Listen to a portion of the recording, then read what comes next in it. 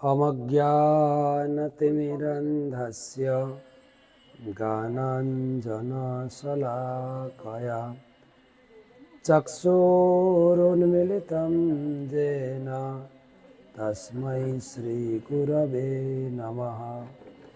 श्रीचैतन्यमनोभीष्टं स्थापितं येन भूतले स्वयं रूप कदा मह्यं ददाति स्वपदान्तिकं।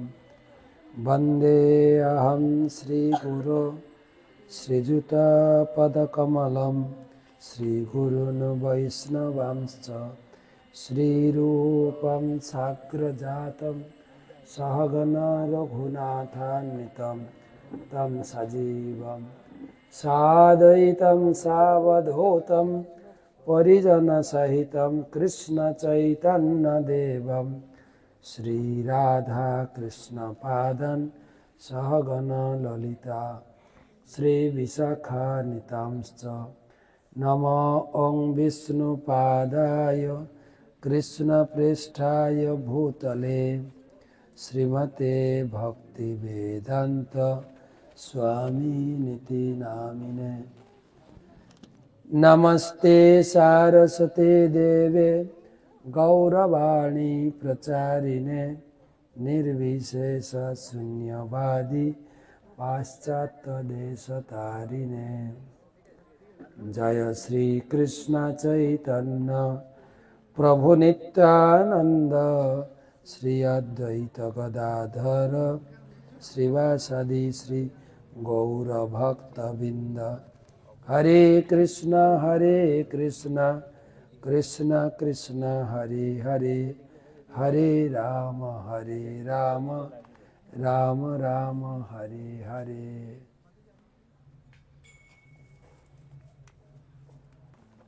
ओम नमो भगवते वासुदेवाय।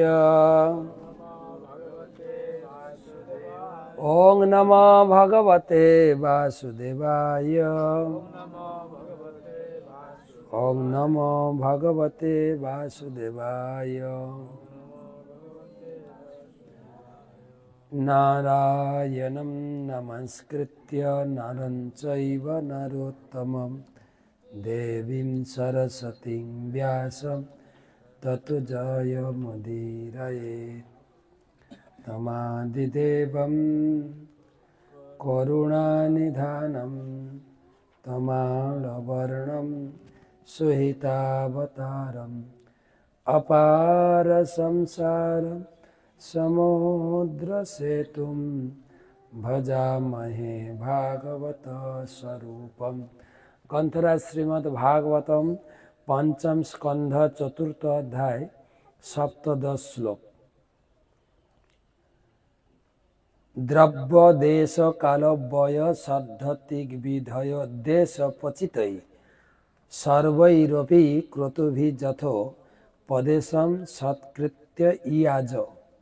এগুলো সব গদ্য আকারে শ্লোক। অনুবাদ: ভগবান ঋষভদেব শাস্ত্রের নির্দেশ অনুসারে সর্ববিধ যজ্ঞের দ্বারা 100 বার যজ্ঞেশ্বর বিষ্ণুর আরাধনা করেছিলেন এবং সেই সমস্ত যজ্ঞ উপযুক্ত দ্রব্যে সমৃদ্ধ ছিল। যৌবন এবং শ্রদ্ধা সমন্বিত ঋত্বিকদের দ্বারা পুণ্যস্থানে ও শ্রেষ্ঠকালে সেগুলি সম্পন্ন হয়েছিল। এইভাবে ভগবান বিষ্ণু প্রসন্ন হয়েছিলেন এবং তার প্রসাদ সমস্ত দেবতাদের মধ্যে নিবেদন করা হয়েছিল। এইভাবে সেই যজ্ঞ অনুষ্ঠান সমস্ত উৎসব সর্বতভাবে সফল হয়েছিল। এখানে একটা কথা গুরুত্বপূর্ণ, কিন্তু ভগবান বিষ্ণুর প্রসাদ দেবতাদেরকে নিবেদন করা হয়েছিল, তবে মহাপ্রসাদ হবে। শাস্ত্রে বলা হয়েছে ভোগদ্রব্য ভগবান বিষ্ণুকে নিবেদন করলে হবে প্রসাদ, সেই প্রসাদ দেবতাদেরকে নিবেদন হবে, তাহলে হবে মহাপ্রসাদ। যারা ব্রাহ্মণ পুজো করেন তারা শালগ্রাম উপাসনা করেন। শালগ্রাম মানে বিষ্ণু। সমস্ত কিছু বিষ্ণুকে নিবেদিত করে তারপরে প্যান্ডেলে দেবদেবী পূজা করেন, তবে হবে প্রসাদ। কিন্তু আমরা করি কি, ধরো দুর্গা পূজা হচ্ছে, কালী পূজা হচ্ছে, সরস্বতী পূজা হচ্ছে, খিচুড়ি রান্না করে বিতরণ করি, বলি প্রসাদ খাওয়াচ্ছে। আরে খিচুড়িটা নিবেদন করলে প্রসাদ হবে, নাহলে খিচুড়িই থাকবে, প্রসাদ হবে না। কিন্তু খিচুড়িটাকে ভগবানের কাছে নিবেদন করতে হবে। নিবেদন করার পরে যে দেবীর পূজা আছে তাকে নিবেদন করতে হবে, তবে মহাপ্রসাদ বিতরণ। কড়াইতে রান্না করলে প্রসাদ হয় না, কিন্তু করে না। আজকে এখানে প্রসাদ দেওয়া হবে, তুমি ভগবানকে নিবেদন করেছ? না, রান্না করে দিচ্ছি। তো তাৎপর্য বলা হয়, কৌমারম আচরিত প্রাজ্ঞ ধর্মান ভাগবতানিহ। ভগবানের শ্রীমদ্ ভাগবতমে সপ্তম স্কন্ধে 6ষ্ঠ অধ্যায় 1ম শ্লোক। অনুষ্ঠানের সফলতার জন্য তা যুবক এমনকি বালকদের দ্বারাও অনুষ্ঠান সম্পাদন করা উচিত, কারণ তার ফলে অনুষ্ঠান সফল হয়। শৈশব অবস্থা থেকেই মানুষের বৈদিক সংস্কৃতি, বিশেষ করে ভগবত ভক্তির শিক্ষা দেওয়া উচিত, তার ফলে জীবন সার্থক হয়। বৈষ্ণব দেবতাদের অশ্রদ্ধা করেন না, কিন্তু তা বলে তিনি আবার মূর্খের মতোও নন যে দেবদেবীকে ভগবান বলে পূজা করেন। ব্রহ্মসংহিতায় বলা হয়েছে, গুরুত্বপূর্ণ দেবতা শিব, ব্রহ্মা, এমনকি গর্ভদক্ষায়ী বিষ্ণু, মহাবিষ্ণু এবং সমস্ত বিষ্ণু তত্ত্ব এবং দুর্গা দেবী ইত্যাদি শক্তি তত্ত্ব সকলেই উপাসনা গোবিন্দম আদি পুরুষম তমং ভজামি কথার দ্বারা গোবিন্দের ভজনা করার মাধ্যমে হয়ে যায়। বৈষ্ণবগণ দেবতাদের সম্পর্কে দেবতাদের পূজা করেন, পৃথকভাবে পূজা করেন না। বৈষ্ণবরা এত মূর্খ নয় যে বিভিন্ন দেবদেবীকে ভগবান থেকে স্বতন্ত্র বলে মনে করেন। এই কথা চৈতন্য চরিতামৃতে বলা হয়েছে, একলে ঈশ্বরে কৃষ্ণ আর সব ভৃত্য। তো আমরা এই ডিসেম্বর মাসে প্রতিদিন গীতা আলোচনা করছি। গীতার প্রথম অধ্যায়, দ্বিতীয় অধ্যায় হয়েছে। আজকে তৃতীয় অধ্যায়ের পূর্বাংশ বা অর্ধেক আমরা আলোচনা করব, আর তৃতীয়াংশ কালকে। তারপরে রবিবার আছে টক শো, সোমবার থেকে আবার চতুর্থ অধ্যায় আলোচনা হবে। তো প্রত্যেক অধ্যায়ের মাহাত্ম্যে বলা হয়েছে, এই মাহাত্ম্য আলোচনা করছেন পার্বতী শিবকে প্রশ্ন করেছেন, গীতার মাহাত্ম্য শুনতে চাই। আর শিবজি বলছেন লক্ষ্মী নারায়ণের মধ্যে যে আলোচনা হয়েছিল সেটাই বলছি। ভগবান বিষ্ণু মাতা লক্ষ্মীকে তিনি গীতার মাহাত্ম্য শোনাচ্ছিলেন। আমরা প্রথম অধ্যায় শুনেছি, দ্বিতীয় অধ্যায় শুনেছি, আজকে তৃতীয় অধ্যায় বা 3 অধ্যায়। ভগবান বিষ্ণু বললেন, প্রিয় লক্ষ্মী, জনস্থান নগরীতে জড় নামে কৌশিক বংশজাত এক ব্রাহ্মণ বাস করতেন। সবাই মনে রাখবেন, কৌশিক ব্রাহ্মণ, তিনি জনস্থান নগরে বাস করতেন। সে ব্রাহ্মণোচিত কার্যকলাপ পরিত্যাগ করে নানা ধর্ম বিরোধী কাজ করত। ব্রাহ্মণ ঘরে জন্মেছে কিন্তু ধর্মকর্ম করত না। কি করত? মদ খেত, জুয়া খেলত, পশু শিকার আর বেশ্যালয়ে গমন তার অতি প্রিয় ছিল। এইভাবে ধনসম্পদ নষ্ট করে সর্বশান্ত হয়ে উত্তর দেশে সে ব্যবসা করার উদ্দেশ্যে গমন করল। সেখানে থাকাকালীন অনেক অর্থ রোজগার করে কিছুকাল থেকে জনস্থানে ফেরার মনস্থ করে রাস্তায় বেরিয়ে পড়ল। কৌশিক ব্রাহ্মণ হয়েও ব্রাহ্মণের কাজ করত না, সাধারণ লোকের মতো খাওয়া দাওয়া, বর্তমান ব্রাহ্মণ যেরকম করছে। তো বেশ্যালয়, মদ, জুয়া খেলে সব টাকা পয়সা শেষ করেছে, সর্বশান্ত হয়ে গেছে। তখন বলছে বিদেশে যাই, কিছু টাকা ইনকাম করে আবার এসে ফুর্তি করব। তো বিদেশে গেছে, টাকা ইনকাম করে বাড়ির দিকে ফিরছে। অনেক পথ হাঁটার পর একদিন সে জনশূন্য স্থানে এসে পৌঁছালো। তখন তো গাড়ি ঘোড়া ছিল না, হেঁটে হেঁটে বাড়ি আসছিল। আস্তে আস্তে রাত্রি হয়ে গেছে রাস্তায়। সূর্যাস্তের পর অন্ধকার নেমে আসলো। সে তখন একটা গাছের নিচে রাত কাটাতে মনস্থ করলো। যখন সে বিশ্রাম করছিল সেই সময় কয়েকজন দস্যু এসে তাকে প্রহার করে মেরে ফেলে অর্থকড়ি নিয়ে চলে গেল। ধর্ম ত্যাগ করে অধর্মের আশ্রয়ের এক পাপী জীবনযাপন করার ফলে তার এমনিভাবে মৃত্যু হলো। মরার পর সে একটা প্রেত শরীর লাভ করেছে। অপঘাতে মৃত্যু, খুন করা হয়েছে তাকে, সে প্রেত শরীর প্রাপ্ত হয়েছে। অপঘাতে মৃত্যু হলে অ্যাক্সিডেন্ট, অপঘাত, সুইসাইড, এগুলোতে প্রেত শরীর। আর এর জন্য স্পেশাল পিণ্ড দিতে হয় গয়াতে গিয়ে। গয়াতে তর্পণ ব্যবস্থা আছে, পিণ্ড তর্পণ। এটা সাধারণ মৃত্যু, আর একটা আছে অপঘাতে মৃত্যু বা অপমৃত্যু বলে। তো আমরা তিনটা অধ্যায় পড়লাম, ব্রাহ্মণের কথাই বলা হয়েছে। প্রথম অধ্যায়েও ব্রাহ্মণের কথা আছে, সুশর্মা ব্রাহ্মণ। দ্বিতীয় অধ্যায়, তৃতীয় অধ্যায়। ব্রাহ্মণদের আলোচনা কেন? অনেক লোক তো অনেক খুব খারাপ কাজ করছে, মদ, তার ব্যবসাগিরি তো অনেক লোক করছে, কিন্তু ব্রাহ্মণ সম্বন্ধে কেন বলা হয়েছে?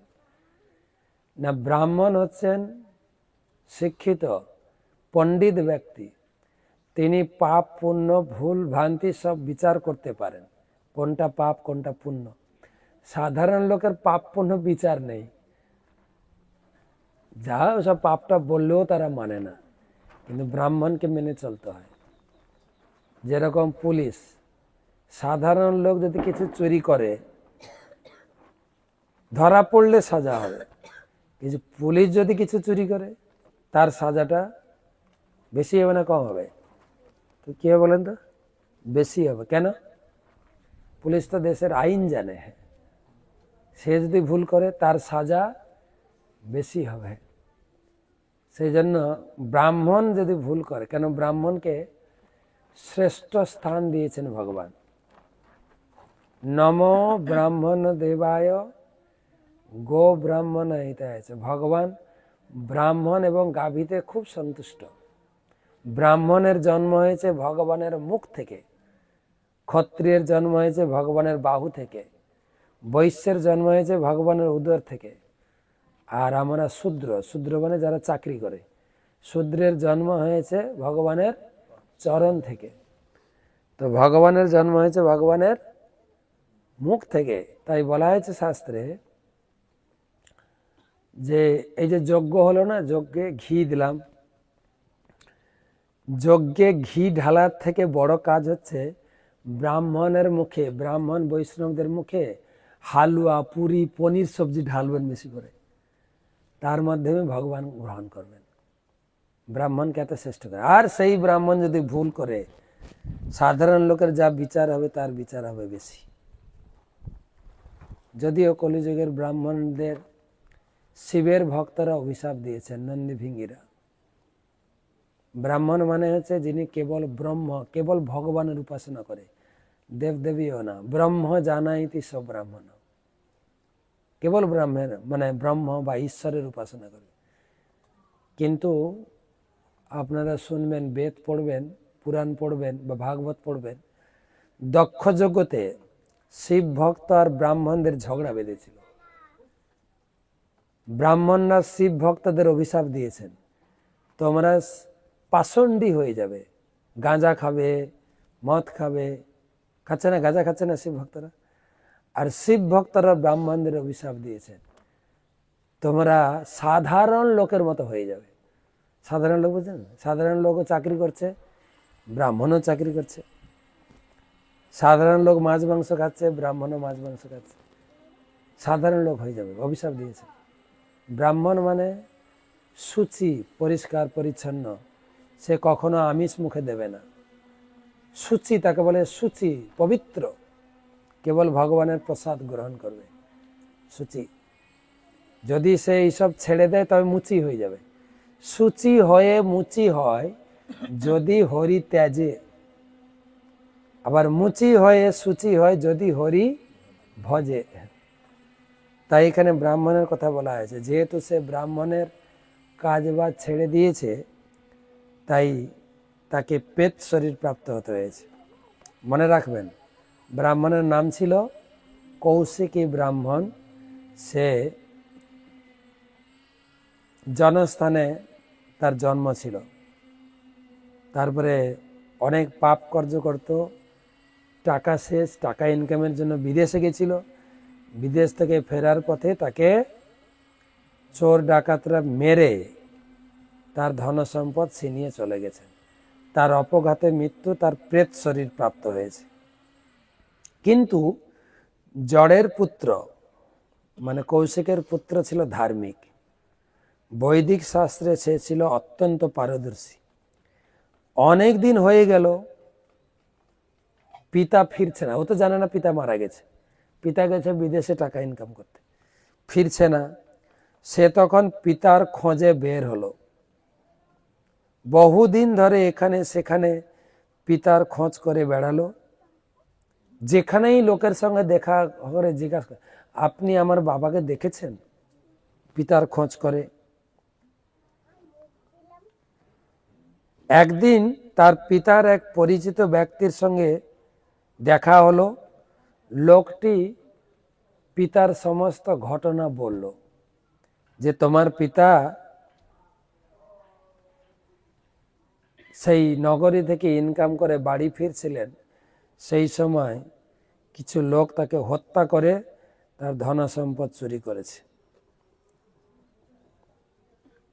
পিতার মৃত্যু সংবাদ শুনে সে তার নরক থেকে মুক্তি লাভের জন্য কাশীধামে গিয়ে পিতার উদ্দেশ্যে পিণ্ডদানের মনস্থ করল। কাশী যাত্রা, হেঁটে হেঁটে যাচ্ছেন কাশীতে। নবম দিনে, হাঁটতে হাঁটতে অনেক রাস্তা, নবম দিনে একটা গাছের গোড়ায় তার ছেলে বসেছে, বিশ্রাম নিচ্ছে। সন্ধ্যা হয়ে গেছে, কিন্তু সে প্রতিদিন কৃষ্ণ পূজা করত, গীতা পড়ত। সন্ধ্যাবেলায় সেখানে তার নিত্যকার কৃষ্ণ পূজা সম্পন্ন করে ভগবদ গীতার ৩য় অধ্যায় পাঠ করল। তার শ্লোক আবৃত্তি শেষ হওয়া মাত্রই আকাশ মার্গ থেকে এক উচ্চ শব্দ ভেসে এলো। উপরের দিকে তাকিয়ে সে পিতাকে দেখতে পেল। তার পিতা এসছে উপরে, আর তার পিতার চোখের সামনেই তার পিতা চতুর্ভুজধারী পীতবসন পরিহিত এক অপরূপ সুন্দর মূর্তিতে পরিণত হয়ে গেল। তার পিতা এলো, তার সামনে তার পিতার শরীর ত্যাগ করে চতুর্ভুজ রূপ ধারণ করল। তার মেঘবর্ণ উজ্জ্বল দেহের ছটায় চতুর্দিক আলোকিত হলো। পিতা তাকে আশীর্বাদ করল। পুত্র, এই সকল বিস্ময়কর ঘটনাবলী সম্পর্কে ভালোভাবে জানতে চাইল। পিতা খুব জ্যোতির্ময় দেহ হয়ে গেছে। তার পুত্র হাত জোড় করে বললেন, পিতা, আপনার এই রকম রূপ ধারণ করার কারণ কি? তখন তার পিতা বলল, প্রিয় পুত্র, তুমি ভগবদ গীতার ৩য় অধ্যায় পাঠ করেছ, তাই আমার পাপ কর্মের ফলস্বরূপ প্রাপ্ত পেত শরীর থেকে আমি মুক্ত হয়ে গেছি। ৩য় অধ্যায় পাঠ করবে। যদি আমাদের বংশের কেউ যদি কোথাও নরকে বা কোথাও থাকে, তারাও উদ্ধার হয়ে যাবে। এখন তুমি বাড়ি ফিরে যেতে পারো। তুমি যে উদ্দেশ্যে কাশী যাওয়ার জন্য বেরিয়েছ, ভগবদ গীতার ৩য় অধ্যায় পাঠ করায় তা সফল হয়ে গেছে। এখন তুমি বাড়ি ফিরে যেতে পারো। তার প্রতি তার কোনো নির্দেশ আছে কিনা জানতে চায় পিতা বলো। তখন জিজ্ঞেস করলেন যে, বাবা, আর কিছু কি আমাকে করতে হবে? তখন তার বাবা বলছেন, আমার ভাইও খুবই পাপী জীবনযাপন করত বলে নরকের সর্বাপেক্ষা কোনো এক তমসাবৃত অঞ্চলে পড়ে কষ্ট পাচ্ছে। তুমি তাকে এবং অন্যান্য পূর্বপুরুষদের উদ্ধার করতে ইচ্ছা করো, যারা এই জড়জগতে বিভিন্ন দেহ ধারণ করে কষ্ট ভোগ করছে। তবে দয়া করে ভগবদ্গীতার 3য় অধ্যায় পাঠ করো। যারা এই অধ্যায়ের শ্লোকসমূহ আবৃত্তি করে তারা সকলেই ভগবান বিষ্ণুর সমতুল্য রূপ ধারণ করবে এবং বৈকুণ্ঠ প্রাপ্তি হবে। 3য় অধ্যায় পড়বেন। বাড়ির যদি কেউ কোথাও পড়ে থাকে তারাও উদ্ধার হয়ে জোরে জোরে পাঠ করবেন। পিতার নির্দেশ বাক্য শুনে পুত্র উত্তরে বলল, তাই যদি হয় তবে যারা এই নরকে আবদ্ধ হয়ে আছে তাদের সকলের মুক্তি না হওয়া পর্যন্ত আমি গীতার এই শ্লোকসমূহ পাঠ করতে থাকব, পড়তেই থাকব। তার পিতা তখন পুত্রকে আশীর্বাদ করে বলল, তথাস্তু। তারপর বৈকুণ্ঠ লোক থেকে এক পুষ্প বিমান অবতরণ করে তার পিতাকে গন্তব্যস্থলে নিয়ে চলে গেল। হয় এবারে ছেলে কি করলো? অতঃপর পুত্র জনস্থানে ফিরে গিয়ে ভগবান কৃষ্ণের শিববিগ্রহের সামনে বসল। তার সকল পূর্বপুরুষদের বদ্ধ আত্মাকে নরক থেকে উদ্ধারের মানসে ভগবদ্গীতার 3য় অধ্যায় পাঠ করতে শুরু করলো। তার এই আবৃত্তি যখন 15 দিনের পর তার আবৃত্তি যখন দিনের পর দিন চলতে লাগলো, তখন ভগবান বিষ্ণু যমরাজের কাছে দূত পাঠালেন। কেন পাঠালেন? ভগবান বিষ্ণু দূত পাঠিয়েছেন কোথায়? যমরাজের কাছে। পাপীদের শাস্তি বিধানের অধিকর্তা হলেন যমরাজের সামনে বিষ্ণুদূতগণ উপস্থিত হয়ে বললেন, ক্ষীর সমুদ্রে অনন্ত সাহিত ভগবান বিষ্ণু বার্তা পাঠিয়েছেন। বিষ্ণু এসেছেন যমদূতের কাছে। দূতেরা বললেন, ভগবান বিষ্ণু তার কুশল জানতে চেয়েছেন এবং নরকে কষ্ট পাওয়া সকল বদ্ধ আত্মাকে মুক্তি দিতে বলেছেন। এখানে গীতা পাঠ করছে আর ভগবান বিষ্ণু অর্ডার দিয়েছেন নরকে যত জীব আছে সব ছেড়ে দেওয়া হোক। ভগবান বিষ্ণুর নির্দেশ শোনা মাত্রই সকল বদ্ধ আত্মা যারা কষ্ট পাচ্ছিলেন তারা নরক থেকে মুক্তি দিয়ে বিষ্ণুদূতের সঙ্গে বিষ্ণু দর্শনে ক্ষীর সমুদ্রে চলে গেলেন। সেখানে পৌঁছে ভগবান বিষ্ণুকে তিনি অনন্ত শয্যায় শায়িত দেখলেন। তার দেহ থেকে সহস্র সূর্যের জ্যোতি বিচ্ছুরিত হচ্ছিল এবং সমস্ত ঐশ্বর্যের অধিষ্ঠাত্রী লক্ষ্মী দেবী তার পদসেবা করেছিলেন। চতুর্দিকে মুনি ঋষি এবং স্বর্গরাজ ইন্দ্র সহ বহু দেবদেবী ভগবানের গুণকীর্তন করছিলেন। ব্রহ্মাও সেখানে উপস্থিত ছিলেন এবং বেদ স্তুতি করছিলেন। ভগবান বিষ্ণুর পাদপদ্মে পতিত হয়ে যমরাজ তাকে প্রণাম নিবেদন করলেন এবং স্তুতি করলেন, হে ভগবান, সমস্ত জীবাত্মার আপনি শুভাকাঙ্ক্ষী। আপনার মহিমা অপার। আপনার থেকে বেদের উৎপত্তি। আপনি হলেন কাল এবং কালক্রমে আপনি সবকিছু ধর্ম ধ্বংস করবেন। আপনি এই ত্রিজগতের সৃষ্টিকর্তা, রক্ষক। প্রত্যেকের হৃদয়ে পরমাত্মা রূপে সকল জীবের কার্যাবলীকে আপনি পরিচালিত করেন।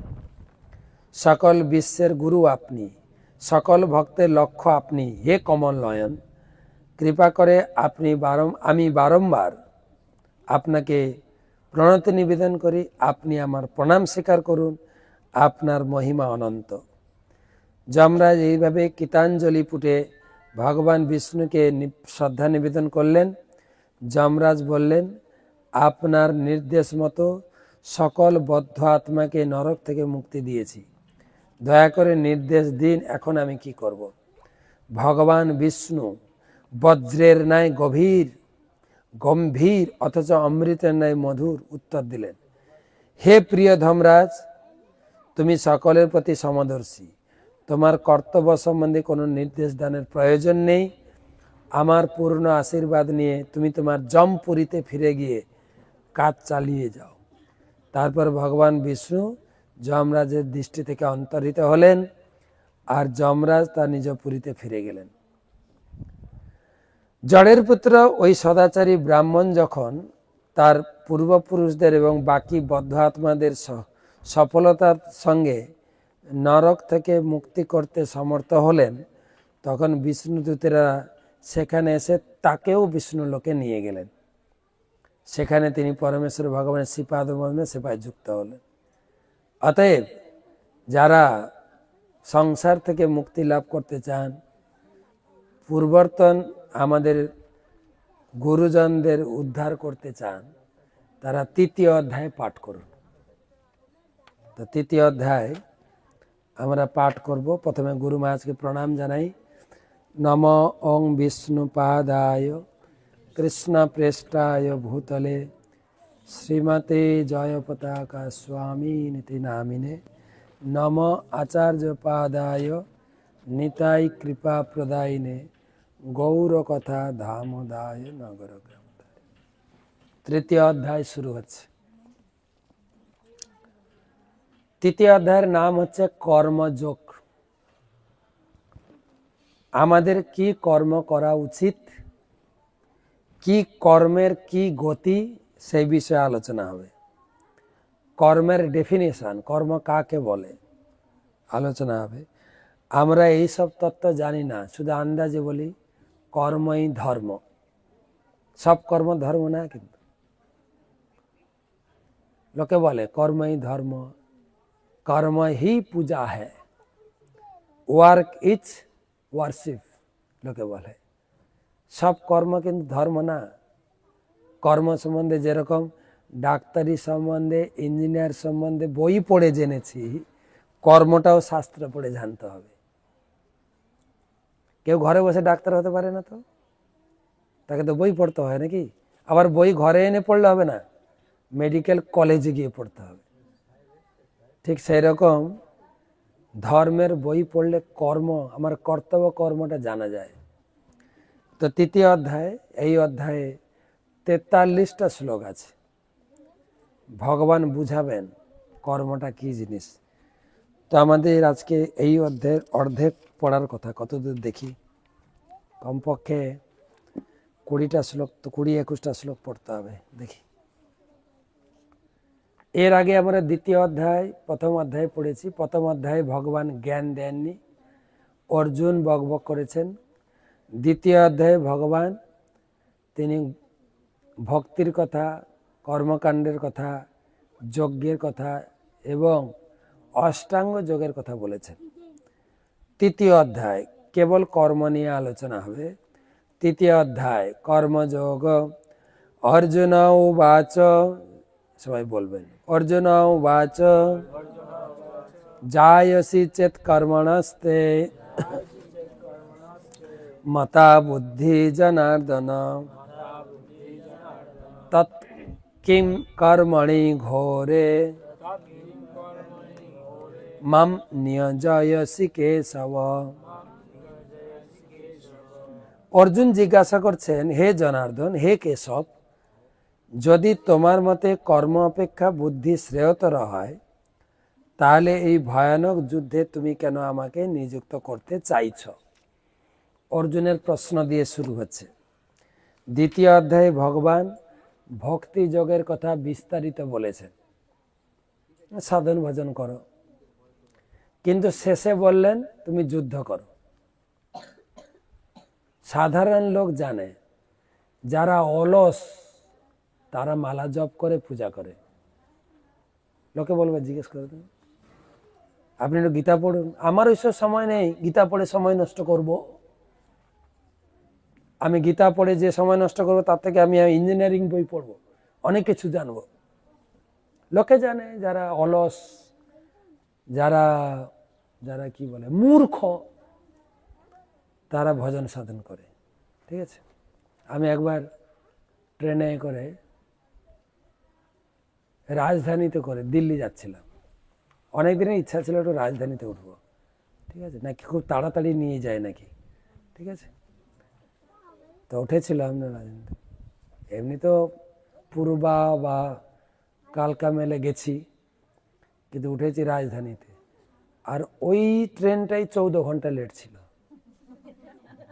14 ঘন্টাতে পৌঁছানোর কথা, লেট ছিল 14 ঘন্টা। হ্যাঁ, আর রাজধানীতে খাবার টাবার দেয় তো, দুটো খাবার ছিল, হয়ে গেছে 4টে খাবার, কিচ্ছুই নেই। তার নিচে নেমে সব মার্কেটিং করে রান্না করে খাওয়া ছেলেদের। তো ওই ট্রেনে আমার সামনে একটা ফ্যামিলি ছিল, দিল্লিরই লোক ছিল। ও অবাক হয়ে গেছে, সাধু আবার রাজধানীতে। তো ও জিজ্ঞেস করছে, আপনি আপ কাহা যা रहे हैं? আমি বলছি আমি दिल्ली যাচ্ছি। दिल्ली में आप लोग का क्या काम है? मैं बोला मेरे सेमिनार है, 7 दिन का एक सेमिनार। हाँ, आप लोग क्या सेमिनार देते हैं? आप लोग तो करताल लेकर हरे कृष्णा कृष्णा कृष्णा हरे हरे कृष्णा कृष्णा करते हैं, आप लोग क्या सेमिनार करते हैं?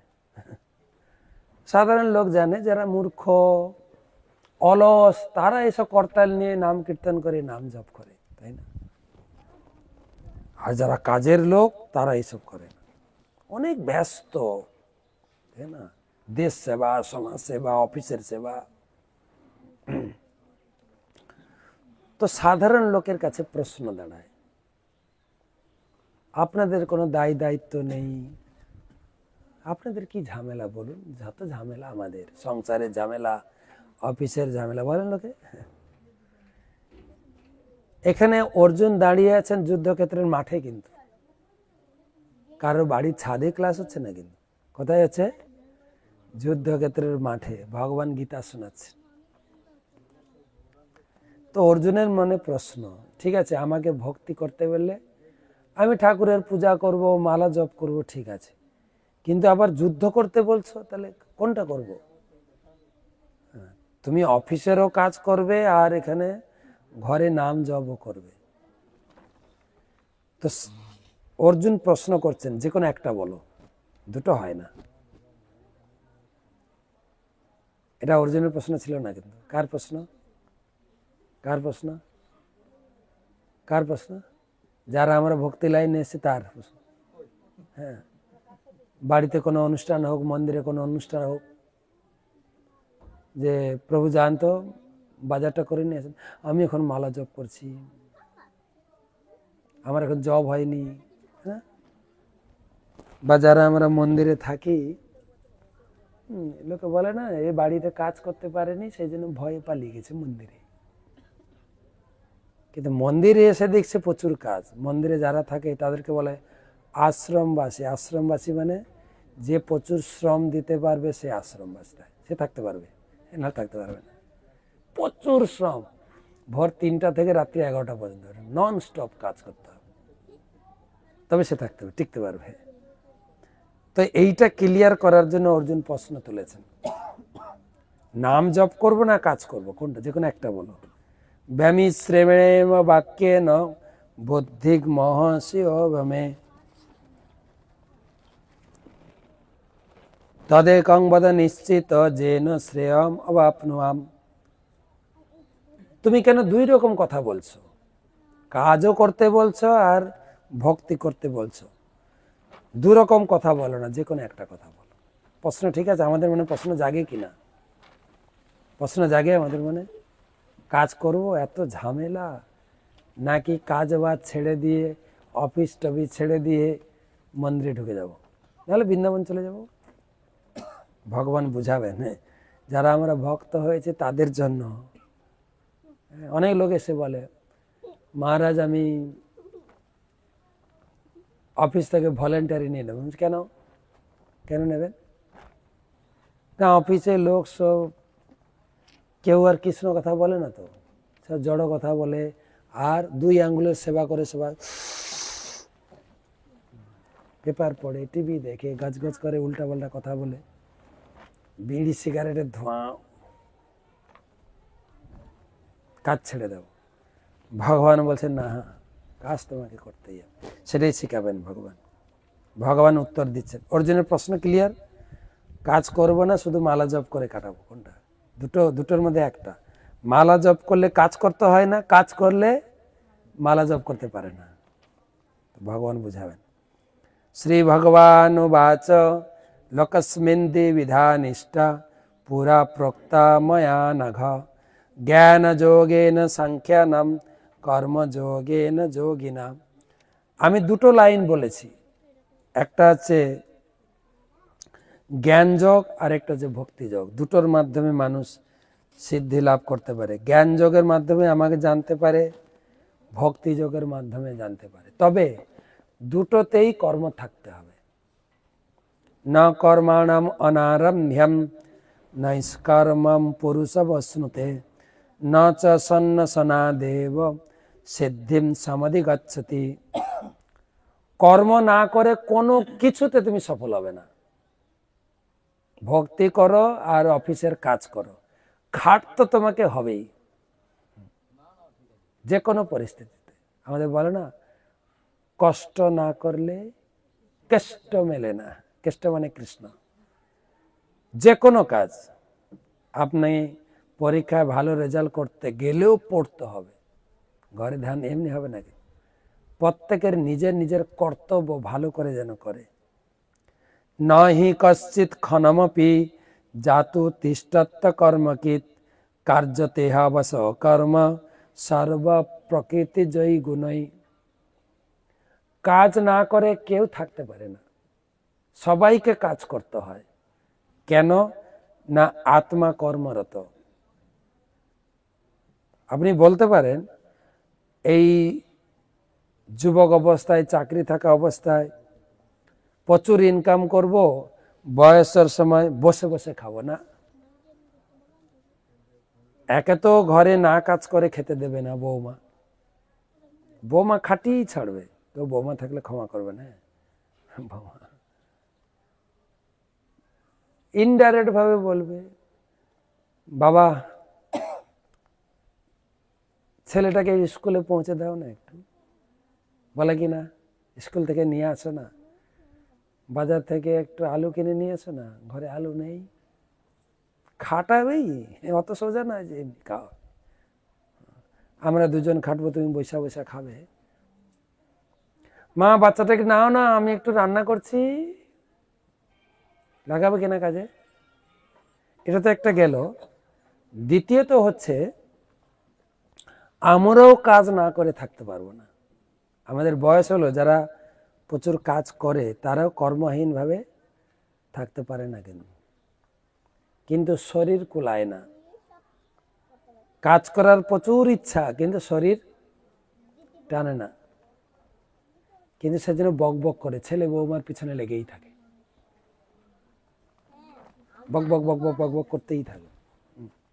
আমাদের গ্রামে বলতো, পেট নষ্ট মুড়ি, ঘর নষ্ট বুড়ি। ঘরে যদি একজন কেউ বয়স্ক থাকে না, ঘরটা পুরো নষ্ট। সেই জন্য ছেলে বৌমা এখন বাবা মাকে গ্রামে রেখে দিয়ে ছেলে বৌমা কোথায় যাচ্ছে? চাকরির নাম করে, ব্যবসার নাম করে। ছেলে মেয়েকে তো মানুষ করতে হবে, সেদিন পালায় শহরে। তোমার মা বাবার কাছে থাকা যাবে না, স্বাভাবিক। কেননা আত্মা কর্মরত, কর্ম না করে, কিন্তু শরীর কুলাচ্ছে না। সেই জন্য বলছেন প্রথম বুঝতে হবে, কর্ম না করে আমরা থাকতে পারবো না। কর্ম ইন্দ্রিয় সংযম্য য আস্তে মনসা স্মরণ ইন্দ্রিয়ার্থন বিমূঢ়াত্মা মিথ্যাচার সউচ্যতে। কেউ যদি কর্ম না করে থাকে তাকে বলা হবে ভণ্ড। অনেক লোক আছে কর্ম না করে হিমালয়ে চলে যায়, কিন্তু মনে মনে তিনি পঞ্চেন্দ্রিয়ের রস উপভোগ করে। কিন্তু যস্তে ইন্দ্রিয়াণি মনসা নিয়মাভর ভবতে অর্জুন কর্মেন্দ্রিয় কর্মযোগ অশক্ত স বিশিষ্যতে। তুমি কর্ম করো, কর্ম ছেড়ে দাও না। তুমি বাড়িতে কাজ করার ভয়ে মন্দিরে চলে গেলেও ওখানেও সেই চিন্তাগুলো আসবে। তাই ভণ্ড যোগী হওয়ার থেকে বাড়িতে কাজ করো, ভক্ত হও, কাজ করো। যে কর্ম ত্যাগ করে সে শ্রেষ্ঠ নয়, কর্ম ত্যাগের থেকে কর্মযোগ শ্রেয়। নিয়ত কুরু কর্ম তম কর্ম যায়ো হি কর্ম ন শরীর যাত্রাপি ন চতে ন প্রসিদ্ধেত অকর্মণ। তুমি কর্মে যুক্ত থাকো, কর্ম ছেড়ে দিলে তুমি খেতেও পাবে না। ভগবান বলছেন, ধরুন আপনি ভক্ত হয়েছেন, তারপরে আবেগের বশে কর্ম ছেড়ে দিলেন, খাবেন কি? আর যদিও বলেন ভলেন্টারি রিটায়ারমেন্টে আমি অনেক টাকা পাবো, সেগুলো খান, কিন্তু কাজটা আপনাকে করতে হবে, না কাজ করে থাকতে পারবেন না। সেখানে কি কাজ করবেন? কি কাজ করবেন জানেন? স্ত্রীর সঙ্গে ঝগড়া করবেন।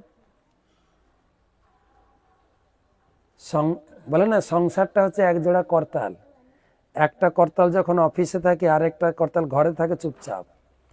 অফিসের করতালটা ঘরে ফিরলেই ঝমঝমা ঝমঝমঝমা ঝমঝম।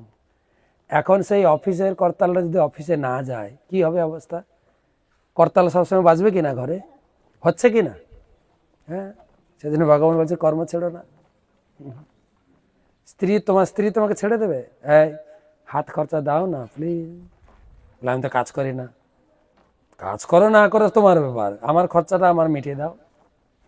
ওসব আমি বুঝি না, দিতে হবে কিনা? পয়সা লাগবে। আরেকটা বড় কথা আছে এনগেজমেন্ট। মূল কথা পয়সার থেকে বড় হচ্ছে এনগেজমেন্ট। যার জন্য যাদের রিটায়ারমেন্ট আছে, তারা পয়সার জন্য ভূক্ষেপ করে না। একটা অসুবিধা হয় তাদের জীবনে, কি জানেন? কাজ। হঠাৎ করে অফিসের 8-10 ঘন্টা কাজ হাত থেকে চলে গেছে, কি করবে জানো? ঘরেও থাকতে পারে না, ঘরে আরেকটা করতাল আছে তো। সেই জন্য পাড়ায় গিয়ে দোকানে বসে তাস খেলে, পেপার পড়ে আর চায়ে চুমুক মারে। আর নতুবা হাতে আছে চ্যানেলের মেশিন, চ্যানেল উল্টায়, শুধু 24 ঘন্টা এইসব দেখি কাটায়। এনগেজমেন্ট লাগবে। ভগবান এখানে বলছেন কাজ ছাড়ো না। কাজ ছাড়লে তুমি খাবে কি? ভগবান শিখাচ্ছেন কাজ করতে, ভগবান অলস করছেন না। কিন্তু কেউ বলে না ভক্তি করতে গিয়ে অলস হয়ে যাবে, না, ভক্তি করতে কাজ শিখাচ্ছেন ভগবান। যজ্ঞার্থাৎ কর্মণোত্র লোকয়ম কর্ম বন্ধন তদর্থং কর্ম কন্তেয় মুক্ত সঙ্গ সমাচর। তো ভগবান প্রথমে প্রতিষ্ঠা করলেন কর্ম। কর্ম না করলে তুমি সিদ্ধি পাবে না, কর্ম না করলে তুমি খেতে পাবে না, আর কর্ম না করলে তুমি আরো চঞ্চল হয়ে যাবে। তাই কর্ম করো। এবার কর্ম প্রতিষ্ঠা করলেন, কর্ম আমাকে করতেই হবে, কর্ম আমাকে করতে হবে। কি কর্ম করবে? এবারে উত্তর দিচ্ছেন, যজ্ঞার্থাৎ কর্মণোত্র, কেবল ভগবানের পূজার ঊর্ধ্বে কর্ম করো। তা না হলে সমস্ত কর্মই বন্ধনের কারণ। হে কন্তেয়, তাই তার সন্তুষ্টি বিধানের জন্য তুমি কেবল কর্তব্য কর্ম অনুষ্ঠান করো, এভাবেই তুমি বন্ধন থেকে মুক্ত থাকবে। কি কর্ম করব? কেবল ভগবানের সেবা। তার মানে কি অফিস কোম্পানি সব কাজ বাদ দিয়ে ভগবানের সেবা? না, অফিসের কাজ, কোম্পানির কাজ, দোকানের কাজ তো করবেন, কিন্তু সেই উপার্জিত অর্থ দিয়ে ঘরে ভগবানের সেবা করুন। যা খাবেন ভগবানকে নিবেদন করে, খেতে তো মানা করা হয়নি, নিবেদন করে খাবেন। পোশাক আশাক জিনিসপত্র সব কিনবেন। যেরকম গৃহপ্রবেশ হলো, গৃহটা গোবিন্দের উদ্দেশ্যে, গোবিন্দের বাড়ি, সেই বাড়িতে আমরা থাকছি। এই উপলব্ধি হলে আপনার উপরে বেশি হেডেক হবে না, হেডেক। ঠিক আছে, সবসময় ঘর থেকে বেরোবেন, ভগবানকে প্রণাম করবেন, আমি আপনার সেবার জন্য কাজে যাচ্ছি। ফিরে এসে প্রণাম করবেন আমি, এবং সহধর্মিণী স্ত্রীও ভগবানের কাছে প্রার্থনা করবেন আমার স্বামী পুত্র কন্যা যেন সুরক্ষিত থাকে, সবসময় যেন তারা সুস্বাস্থ্য থাকে। তাই তাদেরকে বলা হয় ধর্মপত্নী, সহধর্মিণী, ধর্মে সহযোগিতা করবে। কেন পুরুষ লোকের কত ব্যস্ততা, ধর্ম করবেন স্ত্রী লোকেরা না, স্ত্রীরাও পুরুষের মতো দৌড়াবে ইনকাম করতে। কয়েকদিন আগে একটা ইউটিউব দেখছিলাম, তো দুটো বান্ধবী বসে আছে, একটা বান্ধবীর বাড়িতে গেছে, তো স্বামী কাজে বেরোচ্ছে, তো সেই বাড়ির মেয়েটা মানে বান্ধবীটা স্বামীকে প্রণাম করলো, দিয়ে বলে তুমি যাও, ভগবানের কাছে প্রার্থনা করি তুমি সুস্থভাবে সুরক্ষিতভাবে ফিরে এসো। অপর বান্ধবীটা বলছে, সে কি রে, স্বামীকে প্রণাম করছিস? তুই সেকেলের মেয়ে এখনো, হ্যাঁ? জানিস তো একটা ইকুয়ালিটি বলে একটা কথা আছে, স্বামী স্ত্রী সব সমান। হ্যাঁ, এখন আবার পায়ে হাত দিয়ে প্রণাম, পেয়ে বসবে তো, হ্যাঁ পেয়ে বসবে। আমি এসব করি না, আমি আমার স্বামীকে কন্ট্রোল করি, আমি যা বলে ওঠে আমরা সমান, সমান অধিকার। বলছি না রে, এটা আমার মা শিখিয়েছে, স্বামী সমান ঠিক আছে, কিন্তু স্বামী দেবতা, স্বামীকে প্রণাম করতে হয়, স্বামী আশীর্বাদ দেবে। আমি এটা মানতে পারলাম না।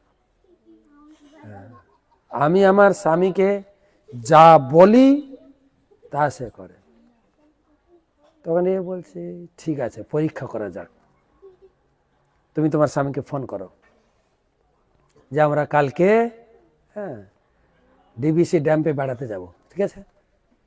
তো আমরা কালকে ছুটি নাও, আমরা বেড়াতে যাব, তো আমার 1,500 টাকা লাগবে।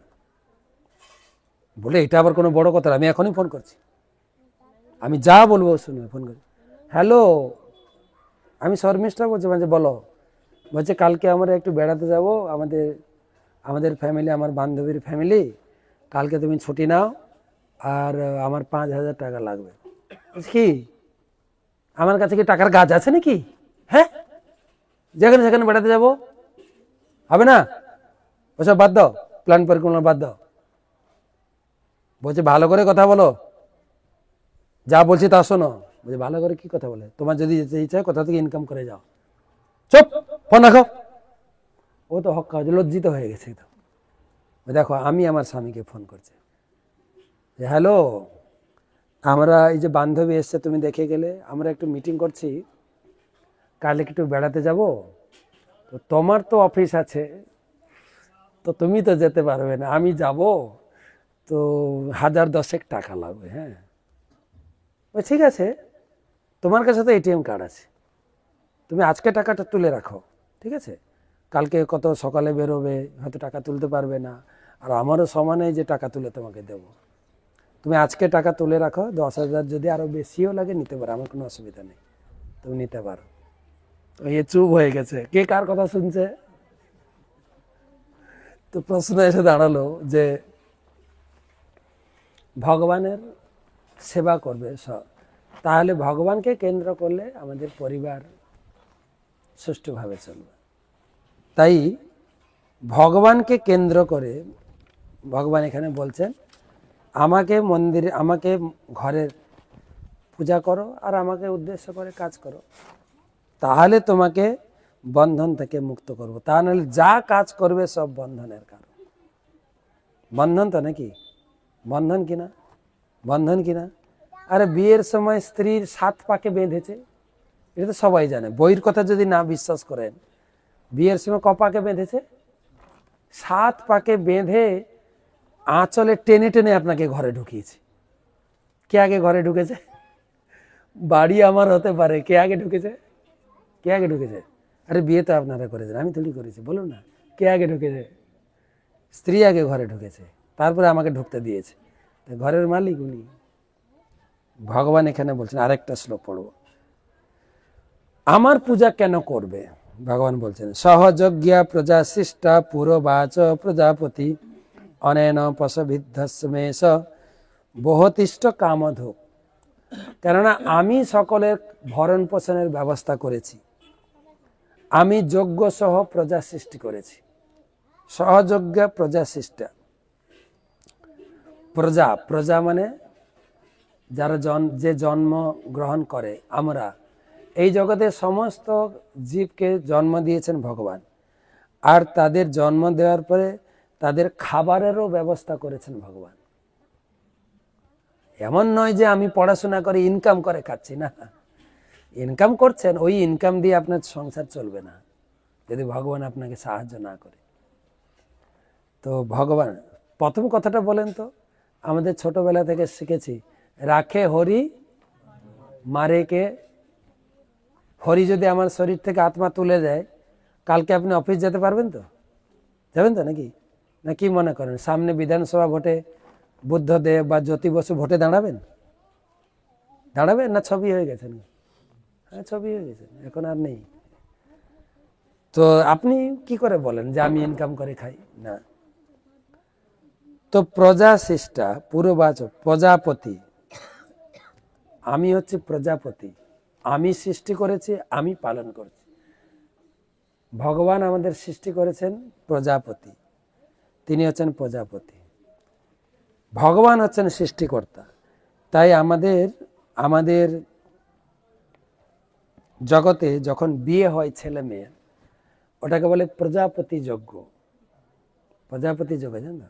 প্রজাপতি যজ্ঞ মানে ব্রহ্মার কাছে বিষ্ণুর কাছে প্রার্থনা করি, হে ব্রহ্মাজি, আপনার এই সৃষ্টি কাজে আমিও একটু দায়িত্ব নিতে চাই, আমাকে দায়িত্ব দিন, আমিও কিছু সৃষ্টি করি ছেলে মেয়ে। সেই জন্য ব্রহ্মার উদ্দেশ্যে যজ্ঞ করা হয়, প্রজাপতি যজ্ঞ বলা হয়। কিন্তু আমরা শাস্ত্র তো পড়ি না, বাজার থেকে একটা ফুলের প্রজাপতি এনে লাগিয়ে দিই গাড়ির সামনে, ঘরে। যেহেতু প্রজাপতি ফুলে ফুলে মিলন ঘটায়, তা আমাদেরও মিলনটা ঘটাবে, ঘটা নয়? কিন্তু প্রজাপতি মানে ব্রহ্মা প্রজাপতি, দক্ষ প্রজাপতি, বিষ্ণু প্রজাপতির কাছে প্রার্থনা করি, আমার দুজন আজকে বিবাহ বন্ধনে আবদ্ধ হচ্ছি, আমরা যেন আপনার সৃষ্টিকার্যে কিছু সহযোগিতা করি। তো সেই আশীর্বাদ নিয়ে তারপরে ভগবান বলবেন যে আমি কি খাওয়ার ব্যবস্থা রেখেছি না, যজ্ঞ সহ সৃষ্টি করেছি। মানুষ যজ্ঞ করবে, যজ্ঞ করলে মেঘ হবে, মেঘ হলে বৃষ্টি হবে, বৃষ্টি হলে অন্ন হবে, অন্ন হলে তুমি খেয়ে পরে বাঁচবে। এমন নয় যে তুমি দুর্গাপুর স্টিলের নাট বোল্ট খেয়ে বাঁচবে, না তো। কলকারখানাতে কখনো চাল গম তৈরি হয় না, খাদ্য তৈরি হয় ভগবানের দান। সে ব্রেড বলুন, যা বলুন, প্রথম তৈরি হচ্ছে আটা, গম, তারপরে কোনো কলকারখানাতে গম তৈরি হয় না, চাল তৈরি হয় না। তাই ভগবান শেখাবেন তৃতীয় অধ্যায়ে খাদ্য পিরামিড, খাদ্যের পিরামিড, আমাদের ভূগোলে পড়েছেন খাদ্যের পিরামিড, তো শেখাবেন ভগবান তৃতীয় অধ্যায়ে। তারপরে ভগবান বলবেন যে এই কর্ম তুমি করবে সংসারে লোককে শিক্ষা দেওয়ার জন্য। তারপরে ভগবান বলবেন এই কর্ম করতে গিয়ে বাধা হয় কাম, কাম হচ্ছে জীবনের প্রধান শত্রু। সেই সম্বন্ধে তৃতীয় অধ্যায়ে বলবেন। আজকে অনেক রাত হয়ে গেছে, আমরা তৃতীয় অধ্যায়ের শেষাংশ কালকে আলোচনা করব। শুভরাত্রি।